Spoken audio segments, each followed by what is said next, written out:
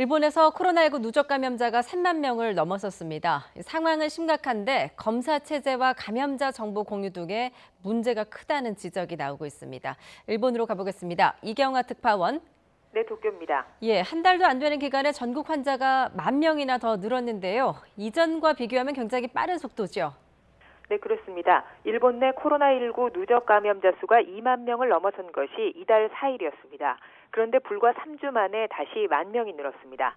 첫 환자가 발생한 지난 1월 중순 이후 누적 환자 10,000명을 넘어서는데 3개월이 걸렸고 그 뒤 2만 명이 되기까지 2달 반이 걸렸습니다.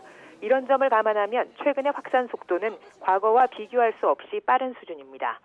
어제 하루도 일본 전국에서 800명 넘는 신규 확진자가 나왔습니다. 도쿄가 가장 많은 295명으로 5일 연속 200명을 넘어섰고 오사카도 나흘째 100명 넘게 확진자가 발생했습니다.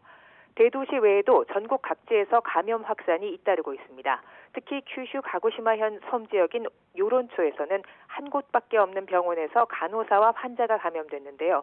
그 뒤 주변 가족 등에게 확산돼서 지금까지 이 섬에서만 20명 넘게 확진자가 나오기도 했습니다.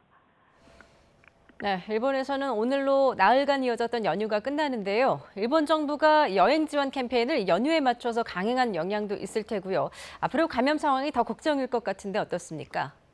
네, 그렇습니다. 지난 4월 일본 정부가 코로나19 첫 긴급사태를 발령하기 약 2주 전에도 일본에서는 연휴가 있었습니다. 당시 벚꽃 구경 등으로 외출이 늘어 감염이 크게 확산한 것으로 전문가들은 분석했는데요. 이번에는 정부가 나서 전국 여행을 장려한 상황이라 8월 들어 감염자가 급증할 경우 아베 내각은 정치적 책임을 피하기 어려울 전망입니다.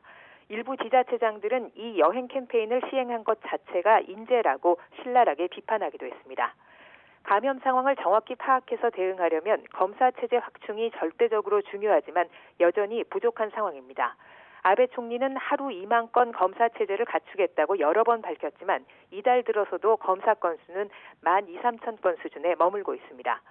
또 일본 정부는 지난 5월 말 감염자 정보를 실시간으로 각 지자체와 공유할 수 있도록 새로운 전산 시스템을 만들었는데요.